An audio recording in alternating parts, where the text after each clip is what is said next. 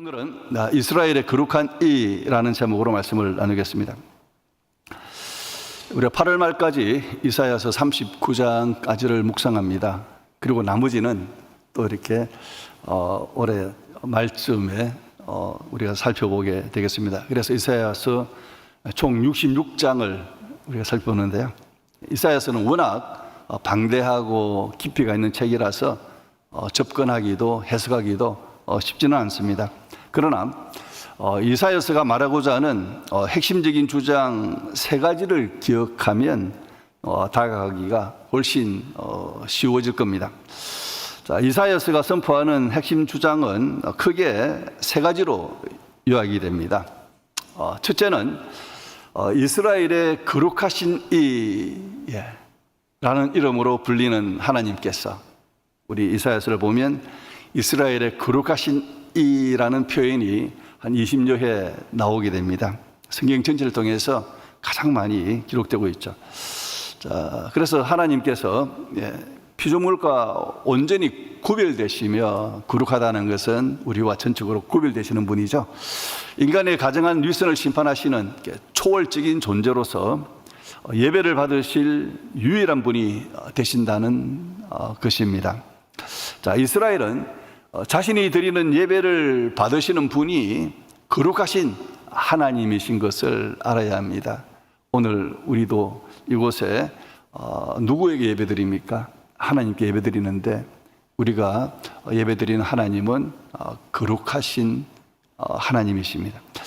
둘째는 거룩하신 하나님을 예배하는 백성은 눈에 보이는 세상 권력이나 사람의 수단을 의지하지 말고 오직 하나님 한 분만을 절대적으로 신뢰하고 의지해야 한다는 겁니다.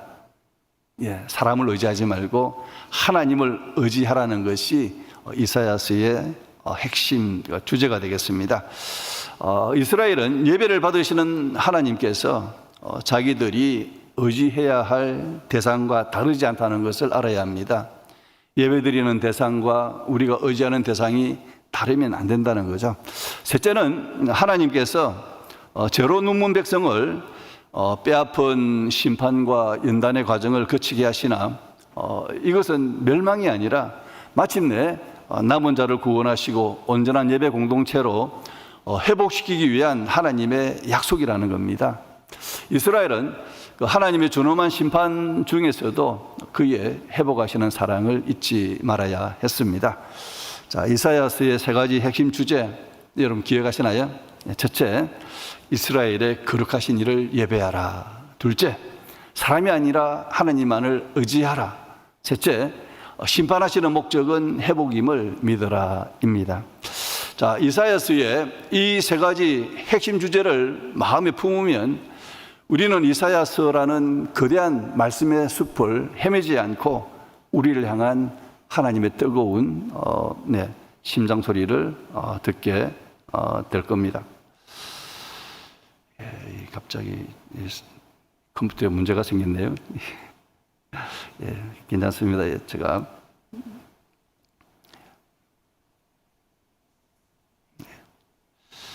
자, 이제 이사야서 1장은 하나님의 백성 이스라엘이 하나님 아버지를 버린 것을 책망하는 가슴 아픈 고발로 시작을 합니다.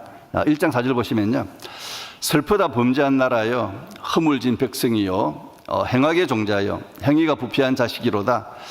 그들이 여호와를 버리며 이스라엘의 거룩하신 이를 만홀히 여겨 멀리하고 물러갔도다. 여기 보면 이스라엘 백성이 여호와를 버리고 또 이스라엘의 거룩하신 이스라엘의 거룩하신 이라는 표현이 여기 처음 나오죠. 만홀히 이겼다. 아주 소홀히 이겼다. 가볍게 이겼다. 이런 뜻이죠. 그래서 멀리하고 물러갔도다. 자, 하나님 아버지를 버리고 멀리한 결과 이스라엘은 심한 징계를 받아 비참하리만큼 황폐해지게 됩니다.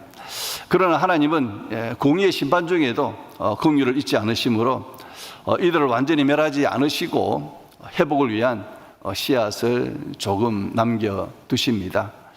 1장 9절 보시면요, 만군의 여호와께서 우리를 위하여 생존자를 조금 남겨두지 아니하셨다면 우리가 소돔 같고 고모라 같았으리로다. 하나님 징계하시되 소돔과 고모라처럼 완전히 멸하지 않고 남겨두시고 다시 회복해 하신다는 뜻이죠. 자, 이어서 이사야 선지자는 이스라엘이 하나님을 떠나 부패하게 된 삶의 영역들을 하나씩 들추어냅니다. 그런데 흥미로운 점은 하나님께서 사회적인 타락과 도덕적인 죄를 지적하시기 전에 가장 먼저 예배의 타락을 수술대 위에 올리셨다는 사실입니다. 네. 1장 13절 보겠습니다. 헛된 재물을 다시 가져오지 말라. 예배와 관련된 부분이죠. 분향은 내가 가증히 여기는 바요 월삭과 안식일과 대회로 모이는 것도 그러하니 성회와 아울러 악을 행하는 것을 내가 견디지 못하겠노라. 네.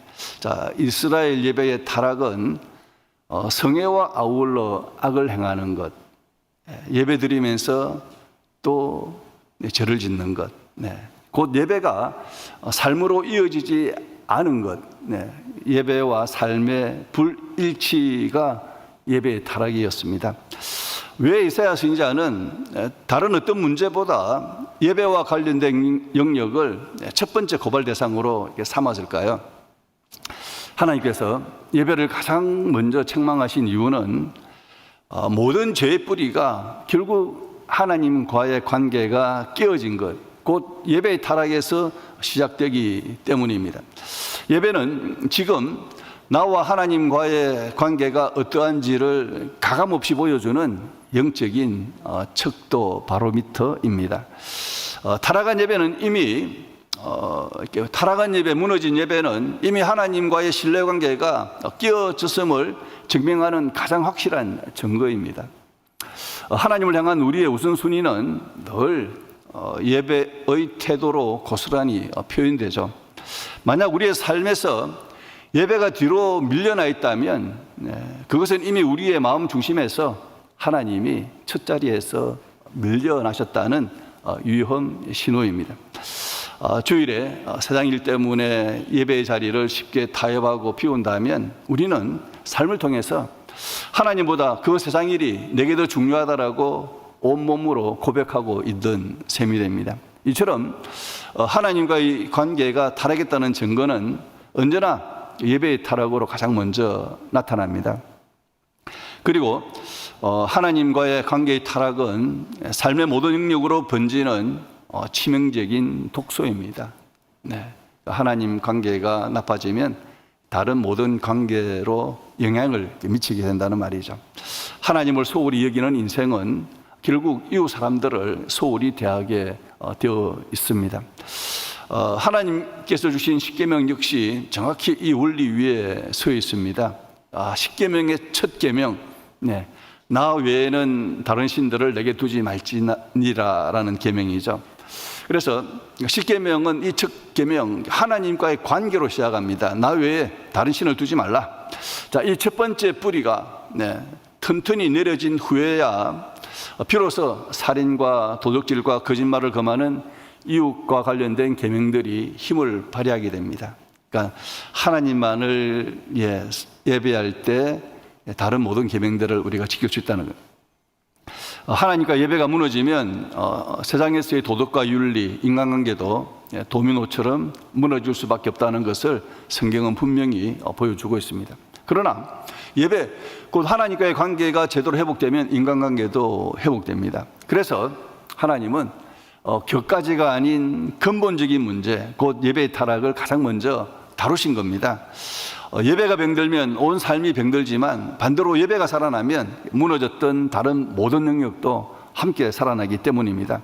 자, 그렇다면 이제 하나님을 그토록 분노하게 만든 이사야 시대 백성들의 실제 예배 모습은 어떠했는지 오늘 본문을 통해서 좀 더 깊이 살펴보겠습니다.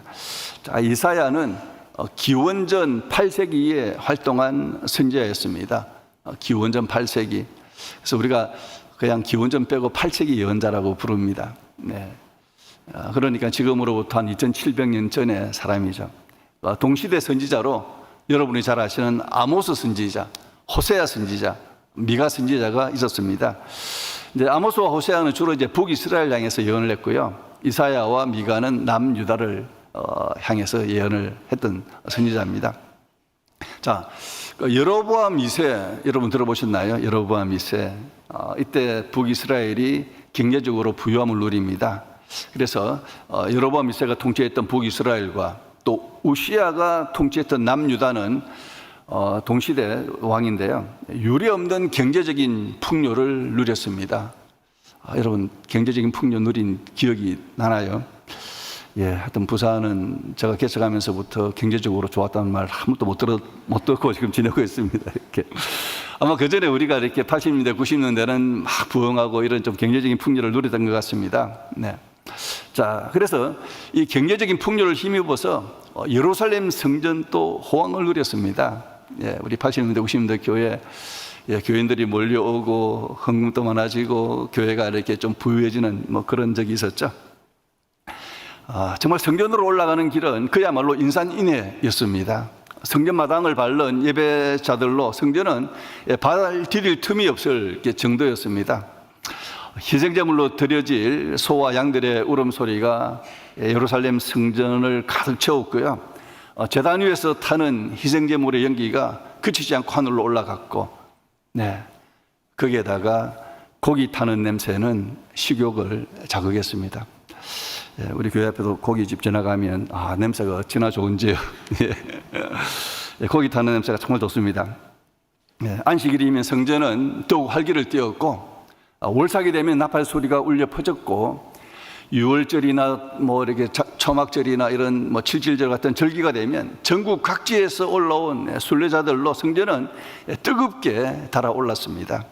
돈이 넘쳐나니 성전에 바치는 재물도 그 어느 때보다도 차고 넘쳤습니다. 네, 제사장들은 흡족해했고, 네, 막 재물들이 막 들어오니 막 제사장들이 흡족해지죠. 네, 그리고 백성들도 뿌듯함을 느끼지 않을 수가 없었습니다.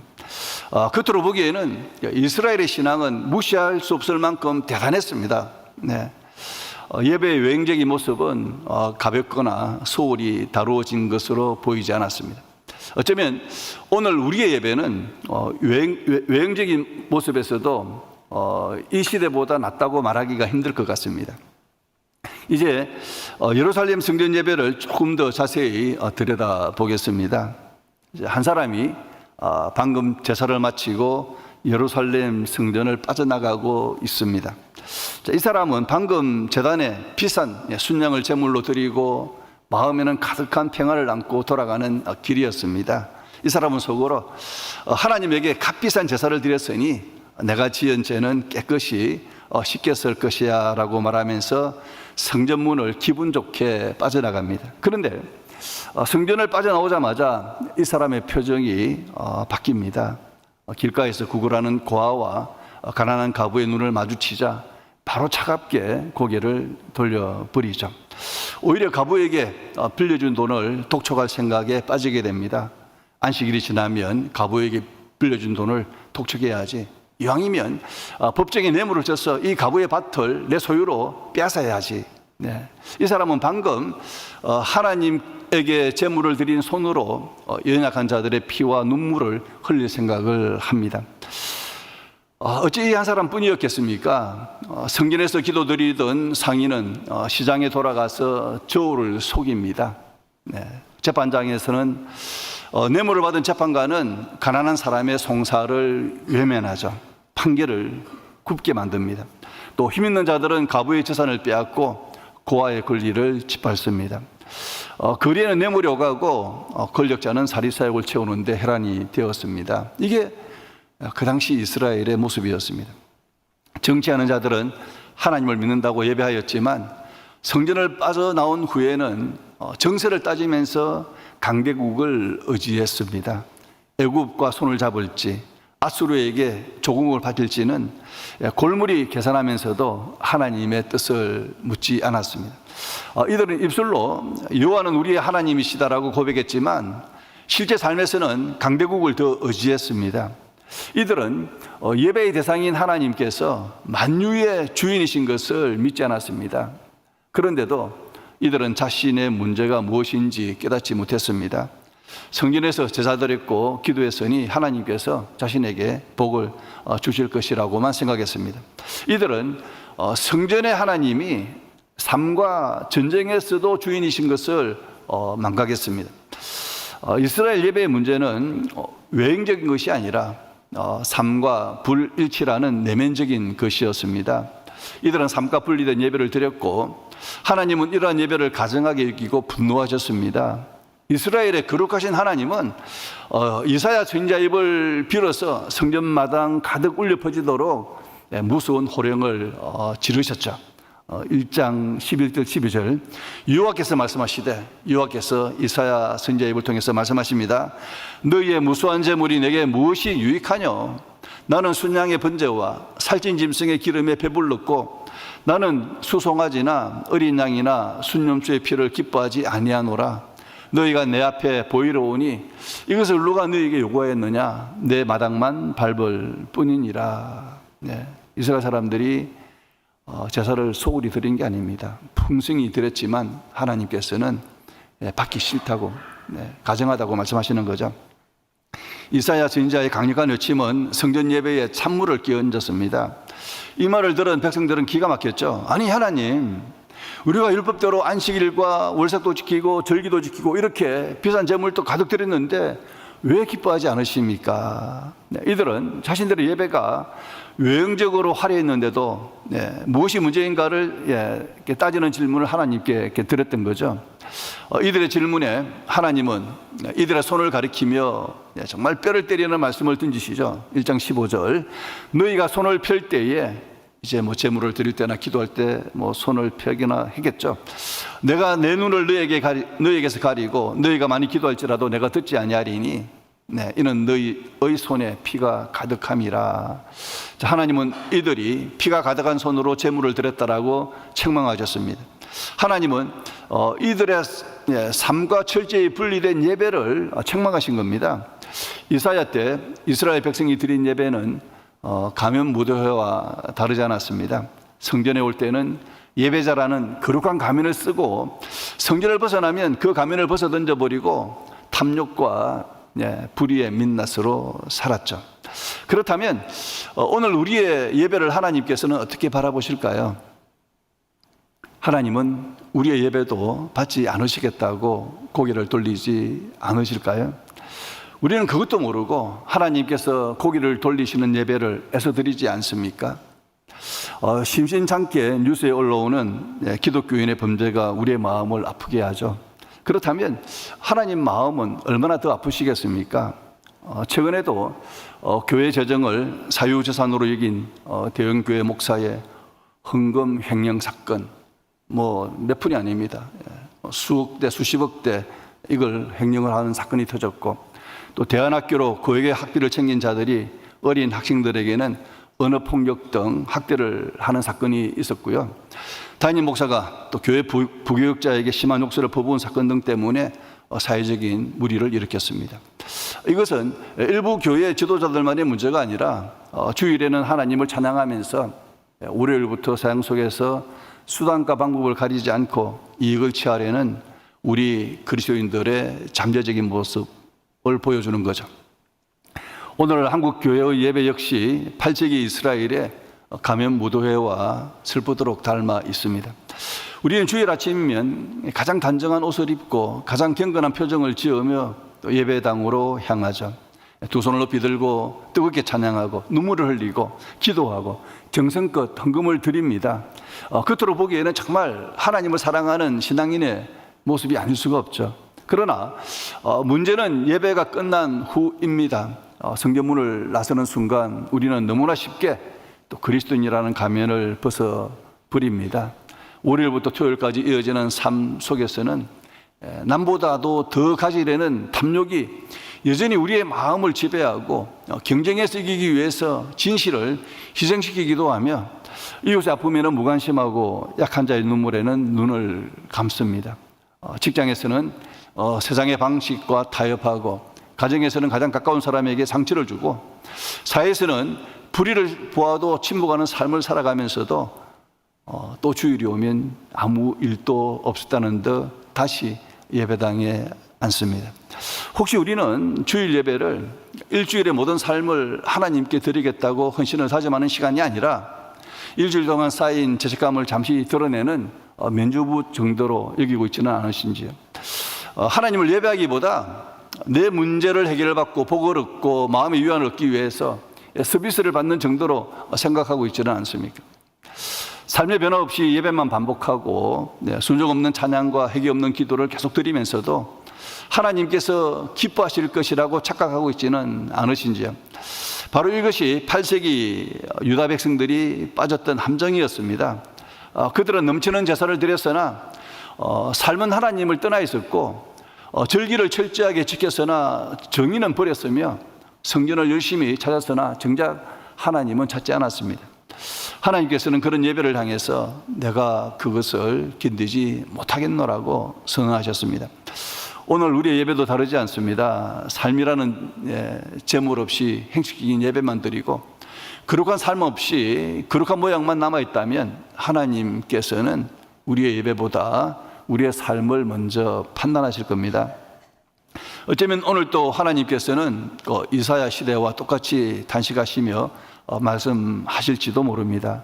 나는 너희의 예배 횟수를 원하는 것이 아니라 너희의 삶을 원한다. 나는 너희의 노래보다 너희의 순종을 원한다. 제발 그런 거짓 예배라면 차라리 성전문을 닫을 사람이 있었으면 좋겠구나. 네. 하나님은 예배 횟수를 원하지 않는다고 하시네요. 저는 여러분이 예배에 더 자주 나왔으면 좋겠는데. 네. 이사야 1장 메시지는 단순히 2700년 전 남유다를 향한 심판의 요침만이 아니었습니다. 오늘 또 예배를 드리지만 삶은 하나님과 멀어진 우리를 향하여 예배 형식이 아니라 예배자의 삶을 회복하라고 부르시는 하나님의 절박한 외침입니다. 예배당 문을 나설 때 진짜 예배가 시작되는 것을 우리는 명심해야 하겠습니다. 이사야 선지자가 고발한 8세기 이스라엘의 모습은 오늘날 우리의 거울입니다. 성전 마당을 밟는 발걸음은 분주했고 재물은 차고 넘쳤지만 애석하게도 그들의 삶에는 하나님이 계시지 않았습니다. 하나님이 원하시는 예배는 삶과 일치되는 예배이죠. 그렇다면 우리는 어떻게 삶과 일치된 예배자로 살아갈 수가 있을까요? 첫째, 삶의 전 영역에서 거룩하신 하나님을 대면해야 합니다. 우리가 예배하는 하나님은 성전 안에서만 거룩하신 분이 아니라 온 우주와 우리의 삶의 모든 영역에서도 거룩하신 하나님이라는 것을 우리는 명심해야 합니다. 월요일 아침 일터와 가정으로 들었을 때 이곳 역시 거룩하신 하나님께서 계신 성소라는 것을 우리는 기억해야 합니다. 주일에 거룩한 옷을 입듯이 주중에도 정직과 사랑이라는 거룩한 옷을 입어야 합니다. 보이지 않는 곳에서 행하는 은밀한 거래, 이익을 위해 타협하려는 유혹의 순간마다 나를 불 것 같은 눈으로 바라보시는 거룩하신 하나님 앞에 서 있음을 우리는 기억해야 합니다. 삶과 일치된 예배자가 되려면 이웃을 사랑함으로 예배의 진정성을 증명해야 합니다. 자, 하나님을 향한 수직적인 예배는 이웃을 향한 수평적인 사랑으로 증명되어야 합니다. 하나님 사랑이 이웃 사랑으로 이어져야 하죠. 이웃 사랑이 없는 하나님 사랑 우리가 의심받을 만합니다. 고아와 가부의 눈물을 외면한 채 드리는 값비싼 제물은 하나님께 가정한 분향일 뿐입니다. 나의 손에 누군가의 눈물과 피가 묻어있지 않은지를 돌아보아야 합니다. 부하 직원에게 퍼부은 폭언, 욕설, 이웃의 권리를 짓밟고 얻은 이익, 약자를 외면한 이기심이 있다면 먼저 손을 씻고 회개해야 합니다. 정말 들려오는 소리가 많죠. 교회 장로한테 사기당했다. 뭐 이런 이야기 자주 듣습니다. 이렇게. 우리가 해결해야 되죠. 예배는 얼마나 잘 드립니까? 참된 예배자는 세상에 소외된 이웃에게 따뜻한 손을 내밀고 정직한 저울을 사용하며 억울한 이들의 편에 서서 공의를 행하는 사람입니다. 이웃에게 베푸는 작은 사랑이 하나님께 드리는 가장 향기로운 또 제물인 것을 잊지 말아야 합니다. 삶과 일치된 예배자, 마지막으로 거룩하신 하나님의 징계로 거룩함을 회복해야 합니다. 우리가 삶과 예배의 불일치로 인해 삶의 황폐함을 경험하거나 또 양심의 거센 징계를 받을 때 그것은 멸망의 신호가 아니라 우리를 정결하게 하시려는 하나님의 아픈 사랑의 손길입니다. 삶의 고난과 영적 침체 속에서 낙심하기보다 내 삶에 무너진 재단을 수축하는 기회로 삼으라는 신호이죠. 하나님은 존엄한 심판 중에도 우리를 거룩한 남은 자로 빚어가기를 원하십니다. 내 힘과 세상 권력을 의지하던 교만을 내려놓고 나를 연단하여 순금처럼 만드실 하나님 한 분만을 절대적으로 신뢰하며 또 예배의 자리로 다시 나아가는 자가 되기를 축원합니다. 예배의 성공은 축도가 끝난 후 세상으로 향하는 성전 문을 열고 나가는 후에 결정이 됩니다. 주일에 받은 은혜를 삶의 순종으로 이어가는 삶, 그래야 우리의 일상이 하나님의 거룩함을 비추는 삶, 이것이 이사야를 통해서 오늘 우리에게 들려주시는 하나님의 간절한 음성이자 우리가 또 살아내어야 할 삶과 일치된 예배입니다. 이스라엘의 거룩하신 이신 여호와 하나님께서 우리에게 원하시는 것은 예배 때 우리가 담은 하나님의 사랑을 또 일상의 삶에서도 이웃 사랑으로 이어가는 것이죠. 우리는 모든 영역에서 거룩하신 하나님 앞에 삶과 일치하는 예배자로 또 살아가시기를 주님의 이름으로 축원합니다.